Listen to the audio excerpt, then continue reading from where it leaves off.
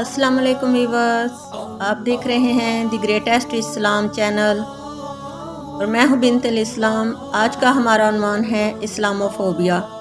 आजकल दहशत गर्दी के बाद दीन इस्लाम को जिस बड़े चैलेंज का सामना करना पड़ रहा है वो है इस्लामोफोबिया। इस्लामोफोबिया एक जदीद इस्तिलाह है जो दो अल्फाज के मजमूआ है, इस्लाम और फोबिया। इस्लाम अल्लाह रब्बुल इज़्ज़त का सच्चा और इल्हामी दीन है जो उसने सब इंसानों की हदायत के लिए आदम अलैहिस्सलाम से लेकर आका अलैहिस्सलातु वस्सलाम तक 1,24,000 पैगम्बरान खुदा को देकर भेजा, जिसके मानने वाले मुसलमान और ना मानने वाले काफिर कहलाते रहे हैं। जबकि दूसरा लफ्ज़ फोब जो यूनानी ज़ुबान से निकला है, इसका मतलब है खौफ, डर और दहशत। यूँ इस मजमूए का मतलब है इस्लाम का खौफ या उससे दहशत गर्दी पैदा करना। इस्लाम के दुश्मन इस्लामोफोबिया को महज आज़ादी इजहार राय के नाम नहाद नारे के तहत मुनज़्ज़म तौर पर हुकूमती और सहाफ़ती सतह पर फैला रहे हैं, जिनका मकसद दीन इस्लाम और उसके मुसलमानों की तहक़ीर और दिल आज़ारी है, जिसके लिए अल्लाह रब्बुल इज़्ज़त और उसके रसूल सल्लल्लाहु अलैहि वसल्लम की शान अक़दस में गुस्ताखियाँ करते हैं तो कभी दाढ़ी और हिजाब पर पाबंदी आयद करते हैं। इससे दिल की जलन और नफ़रत पूरी नहीं होती तो वो हमारे प्यारे नबी हज़रत मोहम्मद सल्लल्लाहु अलैहि वसल्लम, जिन पर हमारे माँ बाप भी कुर्बान, उनके गुस्ताखाना खाके बनाकर मजाक उड़ाते हैं। ये सब इस्लामोफोबिया है। इस्लाम के दुश्मन मुसलमानों को दहशत गर्द बना बना कर थक गए तो अब इस्लामोफोबिया को आज़ादी इजहार राय के तहत फैला रहे हैं। हम बेहसियत एक मुसलमान इसी आज़ादी इजहार राय के तहत दी ग्रेटेस्ट इस्लाम चैनल के ज़रिए न सिर्फ दीन इस्लाम की पुरअमन और ख़ूबसूरत तालीमात को बयान करेंगे, बल्कि हम अपने दीन और अपने प्यारे महबूब रसूल सल्लल्लाहु अलैहि वसल्लम का दिफा भी करेंगे, जो बहसीयत मुसलमान हमें करना चाहिए भी। अगर आप भी अपने दीन और पैगंबर का खूबसूरत और पुरअमन अंदाज में दिफा करना चाहते हैं तो लाइक करें हमारा चैनल। दीन इस्लाम, जिसका मतलब और मकसद अमन और सलामती है, दुश्मनाने इस्लाम ने उसे ही दहशत गर्द मजहब बनाकर पेश करना शुरू कर दिया है। ये काम आज से नहीं हो रहा, ये सैयदना नूह अलैहिस्सलाम से लेकर हज़रत मोहम्मद रसूलुल्लाह सल्लल्लाहु अलैहि वसल्लम तक होता आ रहा है, हो रहा है और शायद होता रहेगा। इसीलिए तो अल्लाह ताला ने सूरतुल अंबिया में फरमाया है कि ए नबी सल्लल्लाहु अलैहि वसल्लम, इन काफिरों ने सिर्फ आप सल्लल्लाहु अलैहि वसल्लम का ही नहीं बल्कि आप सल्लल्लाहु अलैहि वसल्लम से कबल जितने भी रसूल आए हैं, इन काफिरों ने तो उनका भी मजाक उड़ाया है।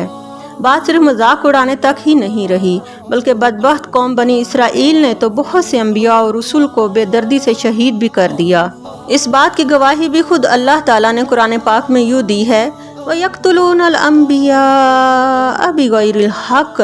ये वही लोग तो हैं जिन्होंने बहुत सारे अंबिया को नाहक कत्ल किया, और फिर यही लोग अपने गुनाहों के सबब अल्लाह के गज़ब और कहर का सामना करते रहे। उसके अजाब देने वाले लश्करों की सूरत जिसका ये मुकाबला नहीं कर सकते, ना ये खुद, ना इनका जदीद तरीन असलहा और ना ही इनके बड़े बड़े लश्कर।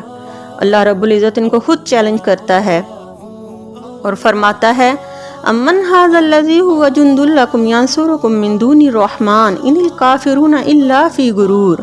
कौन है जो रहमान के मुकाबले में इन लोगों की मदद करे इनका लश्कर बनकर? ये काफिर तो महज धोखे में हैं।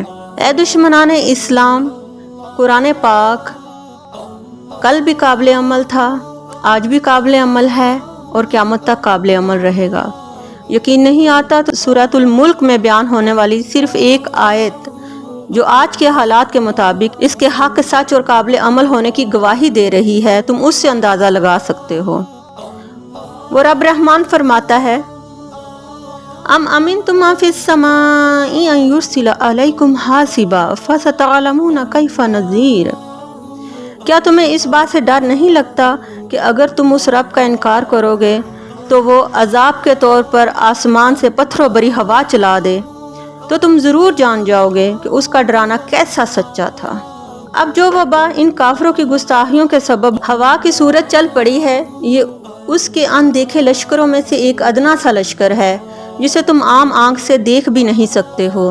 تمہارے سارے جدید اسلحے سے لیس لاؤ لشکر درے کے درے رہ گئے، تمہارے ہسپتال بھرے پڑے ہیں، تمہاری ترقی کا پہیہ ایک دم جام ہو گیا ہے، تمہارے سائنٹسٹ جدید لیبارٹریز چاند اور مریخ پر پہنچ جانا بھی تمہیں اس عذاب سے نہ بچا سکا، تمہاری فاسٹ کمیونیکیشنز اینڈ ٹرانسپوریشنز جدید ٹیکنالوجی 5Gs بھی تمہارے کسی کام نہ آ سکی۔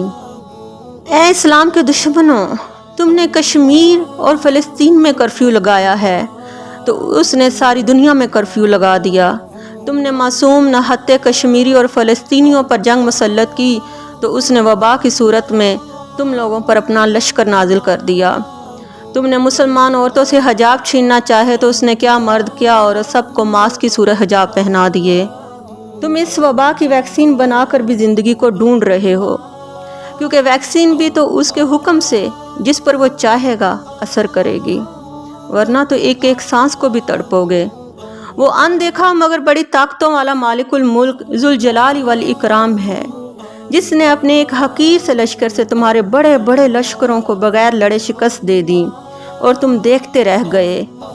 اس رب رحمان کے مقابلے میں کوئی قوم یا کوئی لشکر بھی تمہاری مدد کو نہ آ سکا، سوائے اس کے کہ خود اس پاک ذات کے عظیم المرتبہ رسولوں کے اور دین اسلام کے خلاف ہرزہ سرائی کرنا بند کر دو۔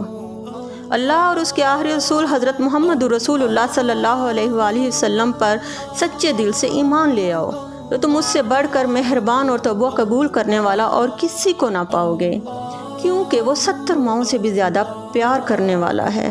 بس ایک بار اس کی طرف لوٹ آؤ، نہیں تو جان لو کہ وہ بڑی طاقتوں والا ہے، وہ بڑی غیرت والا ہے، وہ بڑی عزت و عظمت والا ہے۔ امت مسلمہ چاہے آج سو رہی ہے مگر وہ جاگ رہا ہے، وہ دیکھ بھی رہا ہے اور سن بھی رہا ہے۔ آج اس نے اگر آکسیجن کی صورت تمہاری ہوا بند کی ہے تو تڑپ اٹھے ہو، کل کو اگر وہ تمہارے پینے کا ٹھنڈا پانی واپس لے لے گا تو کیا کرو گے؟ وہ خود چیلنج فرماتا ہے، قُلْ أَرَأَيْتُمْ إِنْ أَصْبَحَ مَاؤُكُمْ غَوْرًا فَمَنْ يَأْتِيكُمْ بِمَاءٍ مَّعِينٍ۔ اے میرے محبوب نبی صلی اللہ علیہ وآلہ وسلم، ان سے کہہ دیجئے کہ وہ رب اگر تمہارا پانی واپس لے لے تو کوئی ہے جو ٹھنڈا پانی تمہارے لیے واپس لے آئے؟ ہرگز نہیں، اللہ کے سوا کوئی بھی پینے کے لیے ٹھنڈا میٹھا پانی نہیں لا سکتا، اور کس کو اس کے مقابلے میں بلاؤ گے؟